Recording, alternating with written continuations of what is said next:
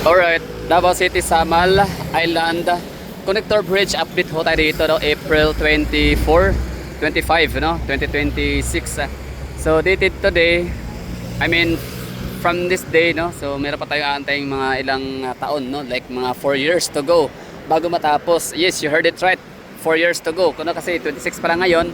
And ito naman ay meron siyang panibagong set of date to be completed by 2030. Di ba dapat 2027 or 2028 dapat ang target set of completion sa tulay na to dito, pero ang nangyari magaganap dito or in-extend ulit, no, sa 2030. So ang rason daw kasi ay meron siyang shortage of budget. So nakakalungkot po yun na marinig, mga kagala, mga Davaoenyo, no, mga Mindanaoan, Pilipino. So nakapanghinayang yung panahon, no. Dapat 2028, I mean 2027 to 2028, okay lang sana yung makapagantay tayo for 2 years. Well, we still wait. We can wait pa rin naman, no. Patiently waiting pa rin naman, pero time is gold kasi, alam niyo yon. So sayang. I don't know kung possible, although mababago naman. Meron may changes naman sa ating administration by 2028, no. So definitely Sara Duterte will assume the office or magiging presidente siya, basta hindi lang talaga siya ma-impeach, no. And I don't know kung ma-impeach pa siya, so kaya nang bahala dyan. Basta nakakalungkot lang talaga ako dito, balik tayo sa tulay. So very malungkot, no. Very sad news na yun na nga, ma-i-extend ito for 2030. So yan, tuloy na, materialize na talaga yung mga poste dito, yung mga pillars, yung mga piles, yung mga pundasyon, no. So hindi lang maliban sa materialized na, nakabaon na, no, may mga nakatayo ng mga poste dyan na marami, ay meron ding mga pinagdi-dismantle na mga dismantled na yung mga establishment dito sa may area na yan. For example, Merco, mga lechon manok, marami yan mga establishment. Meron ding parang lemon drop yata, if I'm not mistaken, no, mga bake shop. So matagal na siyang wala dyan, dismantle. Tapos itong sa may Center Island din naman, tinanggal na rin nila. So in preparation, maging doon sa unahan naman sa may intersection, so Caltex na gasoline station, hundreds of millions din ang halaga nun, no? Pero ayun, binayaran ng gobyerno para talaga giving way or give way sa ating magiging connector bridge sa Samal and Davao Connector Bridge sa mainland Mindanao. So maliban dyan sa pinadismantle ng mga Central Island dito sa area, sa unahan din meron tayong nakikitang mga naghuhukay na rin ulit. So ibig sabihin niyan, kahit pa merong siyang notice or meron tayong nakuhang news na possibility or ano ba yun, may possible lang ba o talagang sure na yon? Paki-comment nga dyan sa mga nakabasa ng article, paki-share nga dyan sa ating comment section. Patawarin at medyo di ko mahanap talaga yung article na yon. Dumadaan lang sa feed, wala namang mga further or wala namang mga support links, no, para mapuntahan talaga natin yung pinaka-article kung saan inilalahat or naiulat doon stated yung rason bakit siya hindi matutuloy. So ito ho, samain ho natin ha, tingnan natin yung target of completion dito. Kumbaga parang review lang, no. So project date started 2021, calendar days, percentage of completion, so wala pa, pero meron ditong 46% na daw. So maraming thank you sa nag-correct kasi akala ko nasa nasa 47 ilang yun, percento, 27 pero 46 na pala. Ayan, so name of project, design and okay, connector bridge is IDC, Barangay Limao, Island Guard System Samal. Ang kanya namang landing ito is Barangay Vihizon sa may Castillo intersection, parang ganon, corner. China Road and Bridge ang kanyang contractor. Date started September 2022. Contract completion date, so September 27, 2028. So hindi na yan totoo. Ibig sabihin hindi na yan hindi na yan yung magiging target of completion date, kundi sa na 2030. So nakakalungkot, no.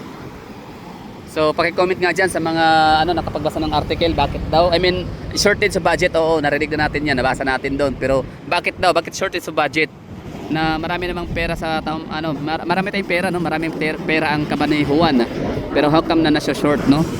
Oh, ibig sabihin baka nasa malita yun na yun, no? What if kung ibalik sana yung malita na lang para ipagpatuloy itong paggawa. And ito pa pala one thing, no?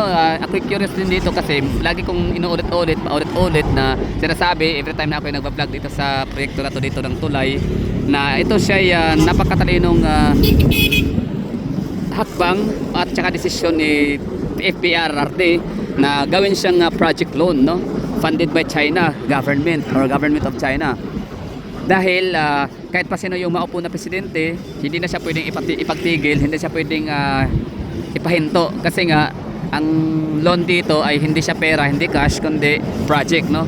Kumbaga yung project na yon siyang babayaran. Magkano ba yan? 28 billion pesos or 30 billion, basta 28 billion pesos, no? Hindi bababa dyan ang kanyang budget o yung pundo ng China na igagasto dito sa paggawa ng tulay. So yun yung parang loan agreement. So ang pirmahan nun is sometimes in April 2021. So sa time niya ni Tatay Digong na sabi ko napaka smart move kasi yun ay parang tiniyak talaga sureball na hindi makurakot. So ngayon kung yun yung 'di ba sabi ko sureball na hindi makurakot, pero ano nangyari dito ngayon? Bakit kaya siya mahinto?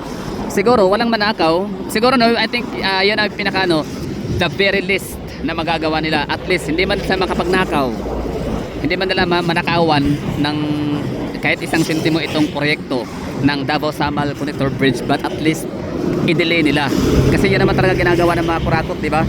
Delaying tactics hanggang sa hindi na maituloy at hanggang sa magalit ang mga tao sa previous administrations. Actually yung mga galawang ganyan, bata pa ako niyan, elementary disco, hindi ko makalimutan, laging sinisisi ng mayor yung previous mayor na kaya daw dubak-dubak yung daan, kaya daw hindi hindi na maitutuloy-tuloy kasi backjob yung trabaho, kinurakot ganyan, wala nang pondo daw ganyan. Yung pondo dyan cash naman sana, let's say na 100 million, yung 100 million ginamit na pala ang pondo, kaya ang nangyari hindi na tuloy-tuloy at hindi na rin siya pwede ipagpatuloy ng next administration kasi lugi ganyan. So kailangan niyang gumawa ng panibagong proyekto at syempre magiging credit na rin sa kanya kasi pag ipagpatuloy niya yon, titinan niya ng mga tao na credit lang yon sa nauna, parang ganun yon. So ang style ng mga ng admin natin ngayon, ito lang ko lang to, parang estimated or speculation, opinion na maaaring yan yung gagawin nila.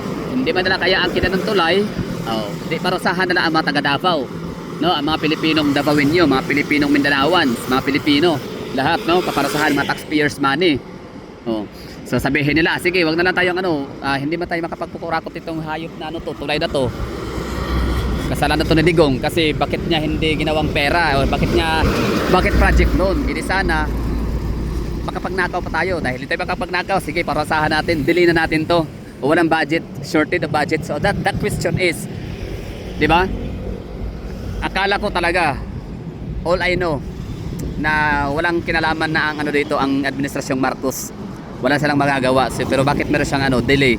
Kasi yung target yung kailang taktika na delaying tactics nila, ginamit nila yung mga environmentalist ko, no, na masisira yung mga coral reefs sa may kabilang isla ng Samal at kung ano pang mga kadahilanan, no. Pero hindi kasi nag-succeed, hindi sila sa failure, no. So kaya ito naman ngayon, ang ginamit nila is pondo daw, budget. So ito, paki-enlighten nga ako diyan, mga kagala, mga Davaoenyo, mga Mindanaoan, mga mahilig diyan magbasa at magaling din tawag nito, mag-estimate, no, or magaling magbasa, mag-analyze ng mga pangyayari sa ating gobyerno. So paano nangyari yon? Ito genuine question to, ha. Oo. So paano nangyari kaya yon, mga kagala, mga kababayan, mga taga Davao? Paano nangyari yon na kinulang sa budget? Oo. Paano nangyari yon na hindi maipagpatuloy ng ganun kabilis, or maipagpatuloy din naman pero yun na nga, mag-slow down dahil nga sa lack of budget, lack of funds. So how come? Akala ko ba is funded na to by China? So that would be all. Thank you for watching and bye bye and ingat.